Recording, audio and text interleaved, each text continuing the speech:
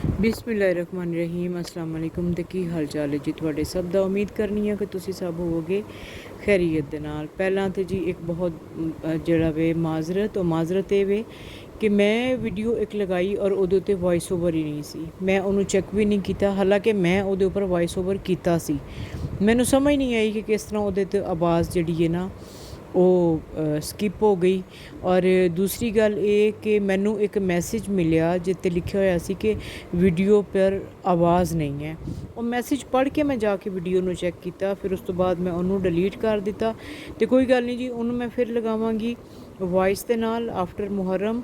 और अज मैं जड़ा वे जा रही सा अपने आबाई कब्रस्तान, जिथे मेरी अम्मी की कबर वे और मेरे चाचा की कबर है। बाकी कबरां जड़ियाँ ने मेरे बजुर्गों दियाँ, मेरे अब्बू दी, भैनों दी, चाचियां दी, फुफियां दियाँ, सब दियाँ कबरां मुल्तान च ने। और मतलब इत्थे फौतगी हो जाती है तो फिर इत्थों मैयत लैके उत्थे जाते हैं, जो कि मैनू बिल्कुल भी पसंद नहीं है। पिछले दिनों के विच मुल्तान बहुत शदीद बारिश हुई और मेरी भांजी ने मैनू उथों वीडियो भेजी कि कबरां जड़ियाँ सानू किस तरह गिरियां हुई ने, मिसमार हुई ने। साडे अपने ही अजीज़ रिश्तेदार जिहड़े सन उन्हां दियां कबरां सन। मेरे अब्बू की कबर जिहड़ी है उहदे उपर अम्मी ने बरामदा बनवाया सी और उस बरामदे दे नीचे जिहड़ा वे मेरे फुफा की कबर है, मेरी दादी दी है, मेरी फुफो दी है, एक मेरे अब्बू दे दी कबर दे नाल ही अब्बू दे जिहड़े ने वो भाई ने उन्हां दी कबर है। और वो जगह भी जिहड़ी है ना वो मतलब कि पैरां वाली साइड तो ना नीवीं हो गई है। तो की फ़ायदा इन्नी दूर जाके कबरां बनाने दा कि असी औलादां कित्थे बैठियां वां और कबरां उन्हां दियां किधर ने। तो इंशाअल्लाह मैं मुहर्रम तो बाद ही हुण मुल्तान जावांगी और कब्रस्तान जावांगी। सब नाल पहलां उत्थे जाके देखांगी कि कबर दे की हालात ने। तो कहंदे ने कि कबरां मतलब जिहड़ियां नाल गिरियां ने, इस तरह गिरियां ने कि दोबारा जदों हुण मेरे अब्बू वाली साइड दी कबरां बनाईयां जाणगियां ना तो उन्हां कबरां नूं बिल्कुल गिरा के कनातां लगा के और फिर उन्होंने नवें सिरे तो तामीर किया जाएगा। तो मैनू उस वक्त इस गल की समझ ना आई, मगर बाद च मैं जाके सोचा कि कनातां क्यों लगाईयां जाणगियां, इहदा मतलब कि कबरां नूं सारियां नूं पुट्टिया जाएगा। तो मेरे अंदर ना एक शौक पैदा होया कि मैं जावांगी और मैं जाके अपने अब्बू की कबर नूं अंदरों देखांगी। जबकि मैनू कई लोगों ने कहा कि नहीं इस तरह जायज़ नहीं है। मैं क्या जायज़ नहीं है ना, कोई गल नहीं, मैं अल्लाह कोल माफ़ी मंग लवांगी। पर मैं देखना चाहनी हाँ कि उस वक्त तो असी नहीं देख सके सी ना, देख की सके सी, देखिया होएगा मगर ज़हन च कुछ नहीं है।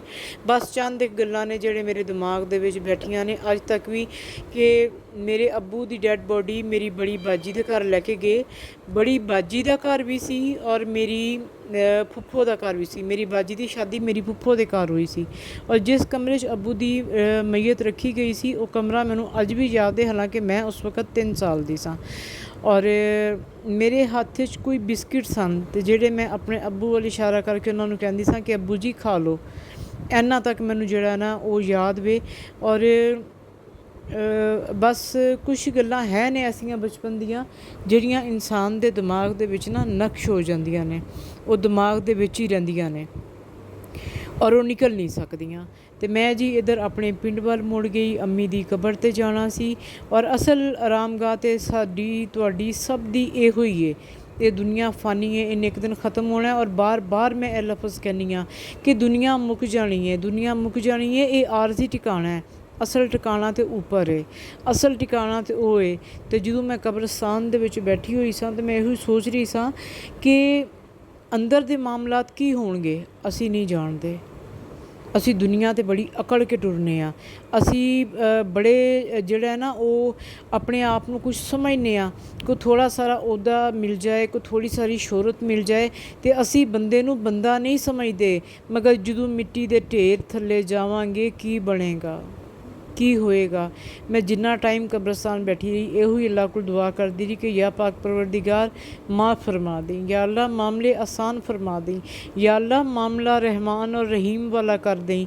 जो किया जाता है ना वो तेरी रहमत दे नीचे या पाक परवरदिगार वो मामला जिहड़ा है ना वो इस तरह का हो जाए कि तू कहना है कि मैं रहमान हाँ, मैं रहीम हाँ और मामले भी उस तरह के होने चाहिए ने।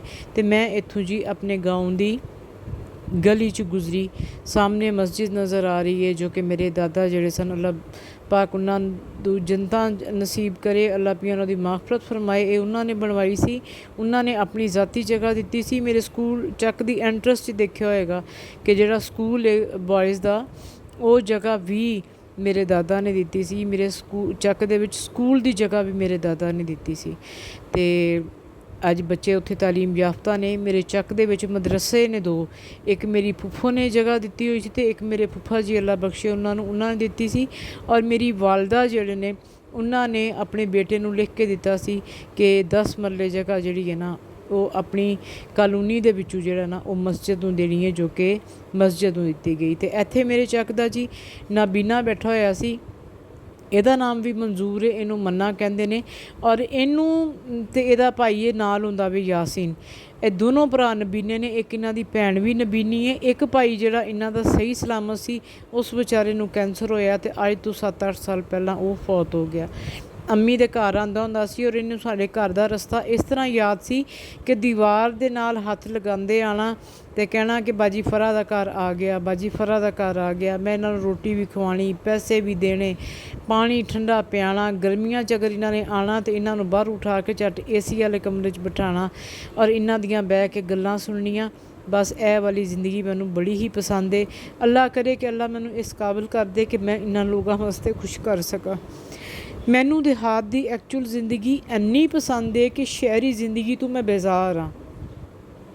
शहरां च रहन वाले जिहड़े लोग ने ਉਹ ਵਾਲੀ ਮੁਹੱਬਤਾਂ ਨਹੀਂ ਰੱਖਦੇ ਜੋ ਸਾਡੀਆਂ ਪਿੰਡਾਂ 'ਚ ਹੁੰਦੀਆਂ ਨੇ। ਇੱਥੇ ਮੈਨੂੰ ਆ ਕੇ ਪ੍ਰਵੀਨ ਮਿਲੀ, ਇਹ ਮੇਰੇ ਹੱਥਾਂ ਦੀ ਪੱਲੀ ਬੱਚੀ ਹੈ। ਬੜੀ ਨੌਜਵਾਨੀ 'ਚ ਬੇਵਾ ਹੋ ਗਈ ਔਰ ਇਹਦੀ ਸ਼ਾਦੀ ਵੀ ਅੰਮੀ ਦੇ ਘਰ ਹੋਈ ਸੀ। ਇਹ ਇਹਦੀ ਛੋਟੀ ਭੈਣ ਸੁਰਈਆ ਸੀ ਔਰ ਸੁਰਈਆ ਦਾ ਇੰਨਾ ਪਿਆਰ ਸੀ ਸਾਡੇ ਨਾਲ ਕਿ ਜਦੋਂ ਇਹ ਲੋਕ ਜਾਣ ਲੱਗੇ, ਸਾਡੀ ਇਹ ਬਸਤੀ 'ਚ ਬੈਠੇ ਸਨ, ਐਜ਼ਾ ਰਿਆਇਆ ਬੈਠੇ ਹੋਏ ਸਨ, ਅਤੇ ਇਹ ਰੋਂਦੀ ਸੀ, ਮੈਨੂੰ ਕਹਿੰਦੀ ਸੀ ਕਿ ਬਾਜੀ ਮੇਰੀ ਅੰਮੀ ਨੂੰ ਕਹੋ ਕਿ ਮੈਂ ਨਹੀਂ ਜਾਣਾ, ਮੈਂ ਤੁਹਾਨੂੰ ਛੱਡ ਕੇ ਨਹੀਂ ਜਾਣਾ।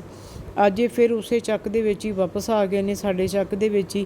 ਔਰ ਇਹ ਸਾਰੀਆਂ ਮੈਨੂੰ ਇੱਥੇ ਮਿਲੀਆਂ ਅਤੇ ਮੈਂ ਉਹਨਾਂ ਨੂੰ ਕਹਿ ਰਹੀ ਸਾਂ ਕਿ ਤੁਸੀਂ ਮੇਰੀ ਹੱਥਾਂ ਦੀ ਪਲੀਆਂ ਬੱਚੀਆਂ, ਤੁਹਾਨੂੰ ਹੋ ਕੀ ਗਿਆ। ਪ੍ਰਵੀਨ ਦਾ ਤੇ ਖਾਮਨ ਫੌਤ ਹੋ ਗਿਆ, ਇੱਕ ਜਵਾਨ ਬੇਟੀ ਫੌਤ ਹੋ ਗਈ। ਔਰ ਪ੍ਰਵੀਨ ਨੂੰ ਮੈਂ ਸ਼ਬਾਜ਼ ਸ਼ਰੀਫ ਸਾਹਿਬ ਨੇ ਇੱਕ ਸਕੀਮ ਸ਼ੁਰੂ ਕੀਤੀ ਸੀ ਜਿਹਦੇ 'ਚ ਅਸੀਂ ਬੇਵਾ ਖਵਾਤੀਨ ਨੂੰ ਜਾਨਵਰ ਦਿੱਤੇ ਸਨ। ਇਹਨੂੰ ਮੈਂ ਇੱਕ ਮੱਝ ਵੀ ਲੈ ਕੇ ਦਿੱਤੀ। ਇਹ ਉਹਦਾ ਦੁੱਧ ਵੇਚਦੀ ਸੀ ਔਰ ਵੇਚ ਕੇ 21,000 ਰੁਪਇਆ ਮਹੀਨਾ ਇਹਦੇ ਘਰ ਆਉਂਦਾ ਸੀ। ਇਹ ਗੱਲ ਵੇ ਸਨ 2016 ਦੀ ਜਾਂ 17 ਦੀ। ਅਤੇ ਅੱਜ ਉਸੇ ਮੱਝ ਨਾਲ ਅੱਗੇ ਕਈ ਇਹਦੇ ਕੋਲ ਜਿਹੜੀਆਂ ਨੇ ਉਹ ਕਟੀਆਂ ਅਤੇ ਵੱਛੇ ਜਿਹੜੇ ਨੇ ਉਹ ਜਮ੍ਹਾਂ ਹੋ ਗਏ ਨੇ। ਆਪਣਾ ਇੱਜ਼ਤ ਦੀ ਰੋਟੀ ਖਾ ਰਹੀ ਹੈ, ਕਮਾ ਰਹੀ ਹੈ। ਇੱਥੇ ਜੀ ਪ੍ਰਵੀਨ ਨੇ ਮੈਨੂੰ ਕਿਹਾ ਕਿ ਮੇਰੀ ਬੇਟੀ ਬਾਜੀ ਕੁਰਾਨੇ ਪਾਕ ਦੋਵੇਂ ਪੜ੍ਹ ਗਈਆਂ ਨੇ। ਇੱਥੇ ਉਹਨਾਂ ਬੱਚੀਆਂ ਨੇ ਬਹਿ ਕੇ ਅੰਮੀ ਵਾਸਤੇ ਜਿਹੜਾ ਵੇ ਉਹ ਸੂਰਤ ਯਾਸੀਨ ਪੜ੍ਹੀ। ਇੱਥੇ ਪ੍ਰਵੀਨ ਅੰਮੀ ਨੂੰ ਯਾਦ ਕਰਕੇ ਤੇ ਜਿਹੜਾ ਵੇ ਉਹ ਰੋ ਰਹੀ ਸੀ। ਨਾਦੀਆ ਵੀ ਖੜੀ ਸੀ। ਬਾਊ ਨੇ ਤੇ ਨਾਦੀਆ ਨੇ ਅੰਮੀ ਦੀ ਕਬਰ ਦੀ ਲਿਪਾਈ ਕੀਤੀ। ਔਰ ਮੈਨੂੰ ਇਸ ਵਾਸਤੇ ਟੈਨਸ਼ਨ ਤਾਂ ਰਹਿੰਦੀ ਹੈ ਕਿ ਹਾਏ ਅੰਮੀ ਦੀ ਕਬਰ ਲਿਪਣ ਵਾਲੀ ਹੈ, ਹਾਏ ਅਗਰ ਬਾਰਿਸ਼ ਹੁੰਦੀ ਹੈ ਤਾਂ ਨਵਾਜ਼ਿਸ਼ ਦਾ ਜਿਹੜਾ ਇਹ ਡਰਾਈਵਰ ਹੈ ਬਾਊ, ਇਹ ਜਾ ਕੇ ਅੰਮੀ ਦੀ ਕਬਰ ਵੇਖ ਕੇ ਤੇ ਫਿਰ ਮੈਨੂੰ ਫ਼ੋਨ ਕਰਦਾ ਹੁੰਦਾ ਕਿ ਬਾਜੀ ਠੀਕ ਹੈ ਅੰਮੀ ਦੀ ਕਬਰ, ਕਿਉਂਕਿ ਅੰਮੀ ਦੀ ਵਸੀਅਤ ਸੀ ਕਿ ਮੇਰੀ ਕਬਰ ਕੱਚੀ ਰੱਖੀ ਜਾਏ। ਮਗਰ ਹੁਣ ਮੈਂ ਸੋਚਿਆ ਕਿ ਇੰਨੀਆਂ ਬਾਰਿਸ਼ਾਂ ਹੋ ਰਹੀਆਂ ਨੇ ਔਰ ਮੈਂ ਆਪਣੇ ਭਾਈ ਨੂੰ ਕਹਾਂਗੀ ਕਿ ਕਬਰ ਸਾਈਡਾਂ ਤੋਂ ਪੱਕੀ ਕਰਵਾ ਕੇ ਅਤੇ ਦਰਮਿਆਨ 'ਚੋਂ ਕੱਚੀ ਰੱਖਾਂਗੇ, ਮਗਰ ਇਹਨੂੰ ਪੱਕੀ ਕਰਵਾਉਣੀ ਜ਼ਰੂਰੀ ਹੈ। ਅਤੇ ਜਿੱਥੇ ਬੈਠ ਕੇ ਬੱਚੀਆਂ ਕੁਰਾਨੇ ਪਾਕ ਪੜ੍ਹ ਰਹੀਆਂ ਨਾ, ਅੱਜ ਇੱਥੇ ਮੈਂ ਵੀ ਆਪਣੇ ਵਾਸਤੇ ਅੱਲਾ ਕੋਲ ਜਗ੍ਹਾ ਖਰੀਦ ਲਈ। ਮੈਂ ਬਾਊ ਨੂੰ ਕਿਹਾ, ਡਰਾਈਵਰ ਨੂੰ, ਕਿ ਇੱਥੇ ਮੇਰੀ ਕਬਰ ਬਣੇਗੀ ਔਰ ਮੁਹਰਮ ਤੋਂ ਬਾਅਦ ਜਿਹੜਾ ਨਾ ਇਹਨੂੰ ਅੰਮੀ ਦੀ ਕਬਰ ਦੇ ਨਾਲ ਇਸ ਜਗ੍ਹਾ ਨੂੰ ਪੱਕਾ ਕਰਕੇ ਜੋੜ ਲੈਣਾ ਔਰ ਇਹ ਜ਼ਿਹਨ 'ਚ ਰੱਖਣਾ ਕਿ ਇੱਥੇ ਮੇਰੀ ਜਗ੍ਹਾ ਵੇ। ਮੌਤ ਤਾਂ ਪਤਾ ਨਹੀਂ ਅੱਲਾ ਨੇ ਮੇਰੀ ਕਿੱਥੇ ਲਿਖੀ ਹੈ ਅਤੇ ਕਿੱਥੇ ਨਹੀਂ, ਮਗਰ ਜਿੱਥੇ ਵੀ ਹੋਏਗੀ ਨਾ ਅਤੇ ਦਫਨ ਮੈਂ ਆਪਣੀ ਮਾਂ ਦੇ ਨਾਲ ਹੀ ਹੋਣਾ ਪਸੰਦ ਕਰਾਂਗੀ, ਕਿਉਂਕਿ ਮਾਂ ਦੀ ਆਗੋਸ਼ ਵਰਗੀ ਗੱਲ ਕੋਈ ਨਹੀਂ ਹੈ। ਔਰ ਮਾਂ ਤੋਂ ਬਾਅਦ ਹੀ ਇੰਨੀਆਂ ਸਾਰੀਆਂ ਤਕਲੀਫਾਂ ਆ ਗਈਆਂ ਕਿ ਸਮਝ ਹੀ ਨਹੀਂ ਆਈ ਕਿ ਹੋਇਆ ਕੀ। ਅੱਜ ਮਾਂ ਨਹੀਂ ਲੱਭਦੀ। ਅੱਜ ਕਿਸੇ ਨੂੰ ਦੁੱਖ ਸੁਣਾਓ ਤੁਸੀਂ ਆਪਣਾ, ਉਹ ਤੁਹਾਡੇ ਮੂੰਹ ਤੋਂ ਸੁਣਨਗੇ ਮਗਰ ਪਿੱਠ ਪਿੱਛੇ ਤੁਹਾਡੇ ਮਜ਼ਾਕ ਬਣਾਉਣਗੇ। ਅਤੇ ਮਾਂ ਤਾਂ ਉਹ ਹਸਤੀ ਹੈ ਜਿਹਦੇ ਨਾਲ ਦਿਲ ਦੀਆਂ ਗੱਲਾਂ ਕਰੋ, ਆਪਣੇ ਦੁੱਖ ਕਰੋ ਅਤੇ ਮਾਂ ਅੱਲਾ ਅੱਗੇ ਦੋ ਹੱਥ ਚੁੱਕਦੀ ਹੈ ਅਤੇ ਅੱਲਾ ਦੀ ਜ਼ਾਤ ਤੋਂ ਤਕਲੀਫਾਂ ਪਰੇਸ਼ਾਨੀਆਂ ਦੂਰ ਫਰਮਾ ਦਿੰਦਾ ਹੈ। ਬੇਸ਼ੱਕ ਕਿ ਮੇਰੇ ਵਾਸਤੇ ਤੁਸੀਂ ਸਭ ਦੁਆ ਕਰਨ ਵਾਸਤੇ, ਮੈਂ ਖੁਦ ਵੀ ਇਸ ਚੀਜ਼ ਨੂੰ ਐਡਮਿਟ ਕਰਨੀ ਆ ਕਿ ਮੈਂ ਆਪਣੇ ਭਰਾ ਨੂੰ ਕਹਿੰਦੀ ਹਾਂ ਕਿ ਮੈਂ ਤੇਰੇ ਵਾਸਤੇ ਦੁਆ ਕਰਨੀ ਆ, ਮਗਰ ਮੇਰੀ ਦੁਆ 'ਚ ਨਾ ਮਾਂ ਵਾਲਾ ਅਸਰ ਨਹੀਂ ਹੋਏਗਾ। ਮਗਰ ਭੈਣਾਂ ਵੀ ਮਾਵਾਂ ਹੀ ਹੁੰਦੀਆਂ ਨੇ। ਫਿਰ ਜੀ ਮੈਂ ਇੱਥੇ ਆਪਣੇ ਚਾਚਾ ਜੀ ਦੀ ਕਬਰ 'ਤੇ ਆਈ। ਇੱਥੇ ਬਿਆੜੀ 'ਚ ਸਿਰਫ ਮੇਰੇ ਚਾਚਾ ਦੀ ਔਰ ਮੇਰੇ ਚਾਕੇ 'ਚ ਜਿਹੜਾ ਨਾ ਮੇਰੀ ਅੰਮੀ ਦੀ ਕਬਰ ਹੈ। ਬਾਕੀ ਤਮਾਮ ਰਿਸ਼ਤੇਦਾਰ ਮੁਲਤਾਨ ਦੇ ਵਿੱਚ ਨੇ। ਅਤੇ ਮੈਂ ਇੱਥੇ ਵੀ ਬਾਊ ਆਇਆ, ਉਹਨੇ ਪਹਿਲਾਂ ਫੁੱਲ ਪਾਏ। ਮੈਂ ਆਹਿਸਤਾ ਆਹਿਸਤਾ ਟੁਰਦੀ ਆ ਰਹੀ ਸਾਂ ਕਿਉਂਕਿ ਮੇਰੀ ਤਬੀਅਤ ਅੱਜ ਫਿਰ ਖ਼ਰਾਬ ਹੋ ਗਈ ਔਰ ਮੇਰੇ ਕੋਲ ਚੱਲਿਆ ਨਹੀਂ ਜਾ ਰਿਹਾ ਸੀ। ਸ਼ਾਇਦ ਕਿ ਮੈਂ ਇੱਥੇ ਬੈਠ ਕੇ ਸੋਚਦੀ ਰਹੀ, ਇਹੋ ਹੀ ਸੋਚਦੀ ਰਹੀ ਕਿ ਭਰਾ ਇੱਕ ਵੇ ਬਾਹਰ ਚਲਾ ਗਿਆ, ਮਾਂ ਦੀ ਕਬਰ ਇੱਥੇ ਵੇ। ਕੱਲ੍ਹ ਨੂੰ ਜਦੋਂ ਮੈਂ ਵੀ ਦੁਨੀਆ ਤੋਂ ਚਲੀ ਜਾਵਾਂਗੀ ਤਾਂ ਕੌਣ ਆਏਗਾ ਇੱਥੇ। ਅਤੇ ਇੰਨੀ ਉਮੀਦ ਹੈ ਵੇ ਕਿ ਲੋਕਾਂ ਨਾਲ, ਜਿਨ੍ਹਾਂ ਨਾਲ ਆਪਣੇ ਚੱਕਦਿਆਂ ਨਾਲ, ਆਪਣੇ ਬਸਤੀ ਵਾਲਿਆਂ ਨਾਲ ਜਿਨ੍ਹਾਂ ਨਾਲ ਚੰਗਾ ਕੀਤਾ ਹੈ ਨਾ, ਉਹ ਜ਼ਰੂਰ ਆਉਣਗੇ। ਉਹ ਜ਼ਰੂਰ ਆ ਕੇ ਮੇਰੇ ਵਾਸਤੇ ਇੱਥੇ ਦੋ ਹੱਥ ਚੁੱਕਣਗੇ। ਜਾਂ ਕੁਛ ਐਸੇ ਵੀ ਹੋਣਗੇ ਜਿਨ੍ਹਾਂ ਨੂੰ ਸ਼ਾਇਦ ਕਿ ਮੇਰੀਆਂ ਨੇਕੀਆਂ ਯਾਦ ਆਉਣ, ਉਹ ਮੇਰੇ ਵਾਸਤੇ ਦੋ ਹੱਥ ਚੁੱਕਣ। ਮਗਰ ਅੱਜ ਜ਼ਿੰਦਗੀ 'ਚ ਪਹਿਲੀ ਦਫਾ ਮੈਂ ਆਪਣੀ ਕਬਰ ਦੀ ਜਗ੍ਹਾ, ਮੇਰੇ ਦਿਲ ਨੇ ਕਿਹਾ ਕਿ ਆਪਣੀ ਜਗ੍ਹਾ ਇੱਥੇ ਮੁਕਰਰ ਕਰ, ਔਰ ਮੈਂ ਉੱਥੇ ਕਹਿ ਕੇ ਆਈ ਕਿ ਮੇਰੀ ਕਬਰ ਆਸੇ ਪਾਸੇ ਜਿਹੜੇ ਮੇਰੇ ਚੱਕ ਦੇ ਲੋਕ ਵੀ ਸਨ, ਮੈਂ ਸਭ ਨੂੰ ਕਿਹਾ ਕਿ ਕੋਈ ਇੱਥੇ ਕਿਸੇ ਨੂੰ ਆ ਕੇ ਨਾ ਦਫਨਾਏ, ਇਹ ਮੇਰੀ ਮਾਂ ਦੇ ਨਾਲ ਮੇਰੀ ਹੀ ਕਬਰ ਬਣੇਗੀ। ਜਾਣਾ ਅਸੀਂ ਸਭ ਨੇ ਵੇ, ਬਸ ਅੱਲਾ ਮੀਆਂ ਅਗਲੇ ਮਾਮਲਾ ਦਰੁਸਤ ਰੱਖੇ। ਬਹੁਤ ਡਰ ਲੱਗਦਾ, ਬਹੁਤ ਖੌਫ ਹੁੰਦਾ ਹੈ ਕਿ ਯਾ ਅੱਲਾ, ਅਗਰ ਇਨਸਾਨ ਇਹ ਸੋਚੇ ਨਾ ਕਿ ਮੈਂ ਬਹੁਤ ਨੇਕ ਹਾਂ, ਮੈਂ ਬਹੁਤ ਨਮਾਜ਼ੀ ਹਾਂ, ਮੈਂ ਬਹੁਤ ਪਰਹੇਜ਼ਗਾਰ ਹਾਂ, ਮੈਂ ਅੱਲਾ ਦੇ ਤਮਾਮ ਹਕੂਕ ਪੂਰੇ ਕੀਤੇ ਨੇ, ਮੈਂ ਅੱਲਾ ਦੀ ਮਖਲੂਕ ਦੇ ਨਾਲ ਬੜਾ ਅੱਛਾ ਕੀਤਾ, ਮਗਰ ਜਦੋਂ ਤੁਸੀਂ ਅੱਲਾ ਦੀ ਮਖਲੂਕ ਦੇ ਨਾਲ ਦੋ ਬੋਲ ਬੁਰੇ ਬੋਲ ਲੈਂਦੇ ਹੋ ਨਾ, ਉਹਦਾ ਦਿਲ ਆਪਣੇ ਲਫ਼ਜ਼ਾਂ ਦੇ ਨਾਲ ਚੀਰ ਦਿੰਦੇ ਹੋ, ਅਤੇ ਫਿਰ ਅੱਲਾ ਮਾफ़ ਨਹੀਂ ਕਰਦਾ। ਫਿਰ ਉਸ ਵਕਤ ਪਤਾ ਲੱਗਦਾ ਜਦੋਂ ਇਨਸਾਨ ਕਬਰ ਦੇ ਵਿੱਚ ਜਾਂਦਾ ਹੈ ਕਿ ਇਹ ਕੀ ਹੋ ਗਿਆ, ਮੈਂ ਤਾਂ ਇੰਨੀਆਂ ਨੇਕੀਆਂ ਕਰਕੇ ਆਇਆ ਸਾਂ ਅਤੇ ਇਹ ਕਿਹੜੀ ਪਕੜ ਦੇ ਵਿੱਚ ਆ ਗਿਆ। ਉਹ ਪਕੜ ਇਹੋ ਹੀ ਹੁੰਦੀ ਹੈ, ਕਿਸੇ ਨੂੰ ਹਕੀਰ ਸਮਝਣਾ, ਕਿਸੇ ਦੇ ਬਾਰੇ 'ਚ ਇਹੋ ਜਿਹੀ ਸੋਚ ਰੱਖਣਾ ਕਿ ਇਹਨੂੰ ਤਾਂ ਕੋਈ ਕੁਝ ਸਮਝਦਾ ਹੀ ਨਹੀਂ ਸੀ। ਅੱਲਾ ਦੀ ਨਜ਼ਰ 'ਚ ਇਨਸਾਨ ਦੀ ਇੱਜ਼ਤ ਜਿਹੜੀ ਹੈ ਨਾ, ਉਹ ਹੋਣੀ ਚਾਹੀਦੀ ਹੈ। 2 ਟਕੇ ਦੇ ਇਨਸਾਨ ਜਿਹੜੇ ਹੁੰਦੇ ਨੇ ਨਾ, ਜਿਨ੍ਹਾਂ ਕੋਲ 4 ਟਕੇ ਆ ਜਾਣ, 4 ਪੈਸੇ ਆ ਜਾਣ, ਉਹ ਆਪਣੇ ਆਪ ਨੂੰ ਕੁਝ ਸਮਝਣ ਲੱਗ ਜਾਣ, ਉਹਨਾਂ ਦੀ ਪਰਵਾਹ ਮਤ ਕਰੋ। ਇੱਥੇ ਪਰਵਾਹ ਤੁਸੀਂ ਕਰੋ ਅੱਲਾ ਦੀ ਅਤੇ ਅੱਲਾ ਦੀ ਮਖਲੂਕ ਦੀ, ਕਿ ਉਹਨਾਂ ਨਾਲ ਮਾਮਲਾਤ ਸਾਡੇ ਦਰੁਸਤ ਰਹਿਣ।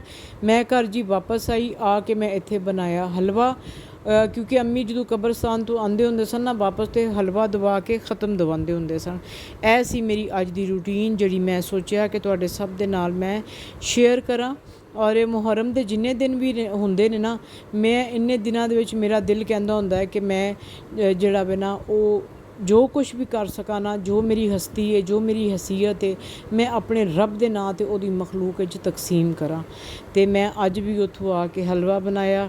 ਇਨਸ਼ਾਅੱਲਾ ਕੱਲ੍ਹ ਦਾ ਵੀ ਇੱਕ ਪਲਾਨ ਹੈ ਵੇ, ਉਹ ਵੀ ਮੈਂ ਜ਼ਰੂਰ ਕਰਾਂਗੀ। ਕਰਨਾ ਉਹ ਮੈਂ ਅੱਜ ਸੀ, ਮਗਰ ਅੱਜ ਮੈਂ ਥੱਕ ਇੰਨੀ ਗਈ ਸਾਂ ਕਿ ਮੈਂ ਨਹੀਂ ਕਰ ਸਕੀ। ਅਤੇ ਇੱਥੇ ਜੀ ਸਿਦਰਾ ਨੇ ਪਲੇਟਾਂ ਜਿਹੜੀਆਂ ਨੇ ਟਰੇਵਾਂ 'ਚ ਰੱਖੀਆਂ, ਉੱਪਰ ਦੇ ਰਹੀ ਸੀ ਰੁਮਾਲ ਕਿ ਜਾ ਕੇ ਅਤੇ ਇਹ ਹੁਣ ਸਭ ਦੇ ਘਰਾਂ ਦੇ ਵਿੱਚ ਤਕਸੀਮ ਕਰਕੇ ਆਵੇ। ਆਪਣੀਆਂ ਦੁਆਵਾਂ ਯਾਦ ਰੱਖੋ ਅਤੇ ਪਲੀਜ਼ ਮੇਰੀ ਵੱਡੀ ਵੀਡੀਓ ਨੂੰ ਮੁਕੰਮਲ ਦੇਖਿਆ ਜ਼ਰੂਰ ਕਰੋ। ਬਹੁਤ ਸ਼ੁਕਰੀਆ।